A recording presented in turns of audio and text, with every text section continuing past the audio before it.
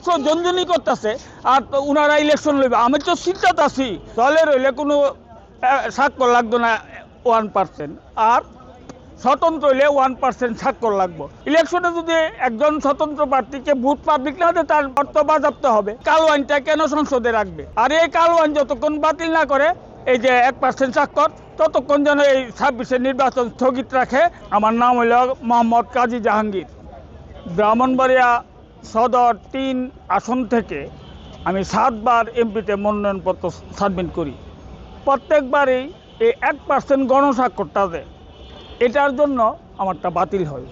আমরা যারা এমপি প্রার্থী আছি, শুধু আমি নয়, সারা বাংলাদেশের যত এমপি প্রার্থী আছে সবাই কী করে লোকের কাছে দেয়া দেয় ফর্মগুলি আর হইল ভোটার লিস্টটা দেওয়া দিলে লোকরা কীভাবে লিখতে আনে আমরা তো আর জানি না।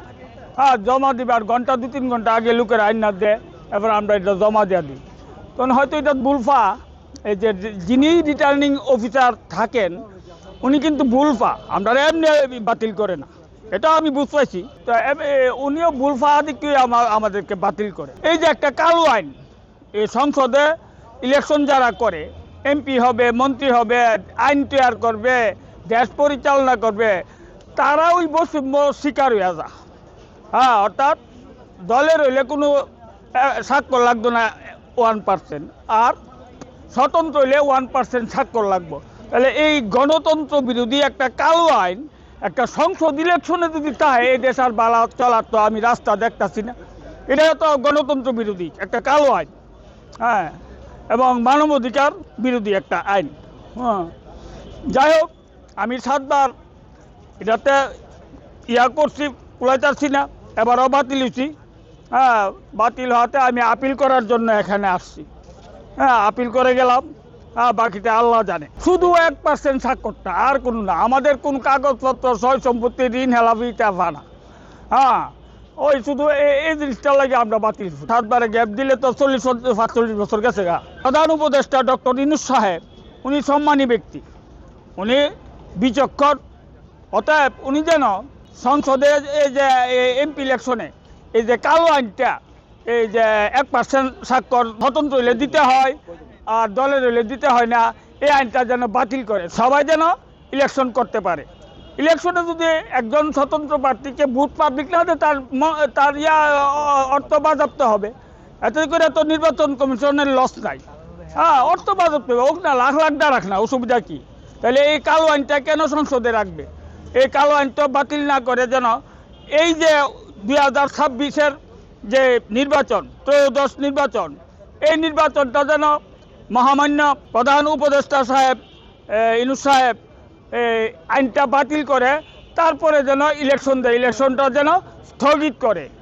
আরও আমরা অবদান করতেছি কতগুলি জিনিস। ডিসি তো লেখাপড়া করে একজন ডিসি হয়েছে। অতএব যেই যা আমরা আবেদন করি না কেন, আসলে তো 1% স্বাক্ষরটা আমরা এই যে ফর্মটা দেওয়া দেয় আর ভোটার লিস্টটা দেওয়া দেয়, আর অনেক সময় গজমিল করে হইলে এই পরে আইন না জমা দেয়, আমরা ধরে 1 ঘন্টা আগে জমা নেওয়া দিই। তো এটা তো একজন ডিসিরে বা রিটার্নিং অফিসারকে দোষ দিতে পারবো না। হ্যাঁ, এটা হচ্ছে মনে হয়।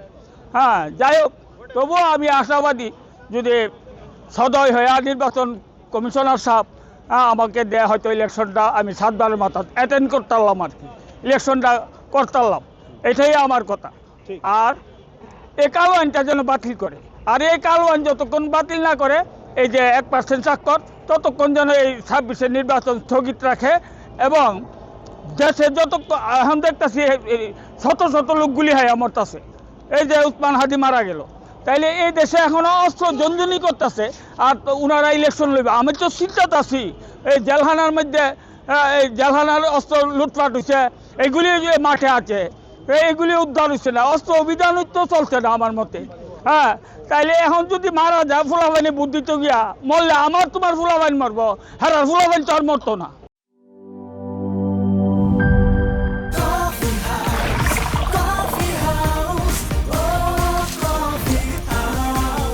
কফি হাউস, প্রতি চুমুকে আড্ডা জমে।